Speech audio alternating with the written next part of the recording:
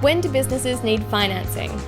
Whenever I'm out and about, I'm always so impressed when I walk past stores and services, and I think about all these people that have started their own businesses.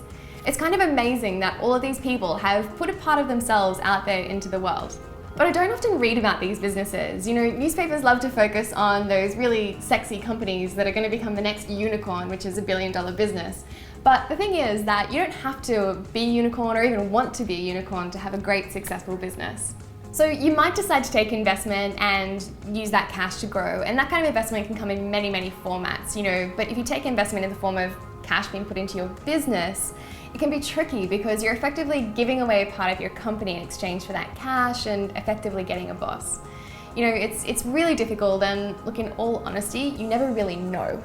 And not all companies need investment. You know, at Shoes of Prey, we did take on investment, but it's not mandatory for success. So if you're curious about investment or starting to kick this idea around at your company, there were some things that Michael and I were told to think about as we went on that journey, and I found them really helpful. So I thought I'd share them with you. So the first kind of area to think about is, what kind of business am I building? And within that, is it global or local? So if you're local, is it a product or a service that you're targeting at your local community, your township, and not more broadly than that? And if that's the case, and I'm using super broad strokes here, you may not need to go to the lengths of investment, because investment usually requires fast turnaround and quick growth. And in this case, generally speaking, you can afford to grow a little more slowly and sustainably. However, if you are thinking about something that will be national or global and you want to get that out there and own it, then you have to typically go a bit faster, and this is a great case to be thinking about investment. The second part to this is lifestyle or behemoth.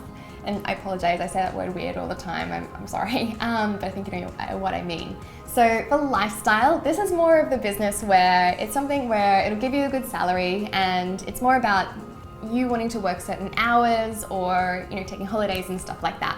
So it's likely going to be more akin to the local business, something you can grow a little bit more slowly and sustainably, and less likely, and again I'm using broad strokes here, but less likely to need that big capital investment, or to be honestly attractive to those kinds of investors. So maybe it's a bank loan, maybe you don't need a loan at all. The second one though, if you're thinking about growing that ginormous business that's going to take over the world, you're going to need to grow it quickly and big really quickly. And that's definitely much more of a case to be thinking about investment. So the third part of this is scalable or bespoke. So I know that you know that it's not rocket surgery, but when it comes to something bespoke, it's way more akin to the local and the lifestyle, you know, types of businesses we've already talked about. So one-to-one service or product in a sort of more confined region or geography. And that sort of thing is more about, you know, the bank loan, or maybe not even needing investment because you can grow more slowly and sustainably. But to be really honest, this thought around scalable or bespoke is much more about the type of cash you bring into the business. And I'm going to do a separate video that talks about the different kinds of investment you can invite into the business depending on the situation. You know, it might be venture capital, it might be a bank loan, but we'll come back to that. So if you're going for that scalable, more global, I want to take over the world and I need to move fast, then that's going to be the sort of thing where you'll want to be thinking about investment. The last thing to think about, the third area to think about, is, what do my investors get out of this? So always really critical to remember that while investors will be attracted to investing in you because, you know, of you believing that you can execute it and belief in your vision, you know, they're in it for the cash as well. So, and different kinds of cash will want different kinds of returns. So always have in mind, is it shares? Are they getting dividends? Is it that they can sell shares at a certain point in time, or is it, you know, just a flat interest rate? But really good to be thinking about that as well. A great reason to fundraise is because you've figured out how your business works, you know how to make money, and you just need investment to make it explode. So speaking about that, I am going to make a follow-on video to this that kind of goes through the different kinds of cash that you can get into your business and when they're all appropriate. So if you do decide to go down that route, that video will be coming up pretty soon. So all of that being said too, there are so many different ways that investment happens in businesses, and I'm sure there are heaps of you out there that have, you know, sort of touched on this process. So please share in the comments below so that we can learn from each other.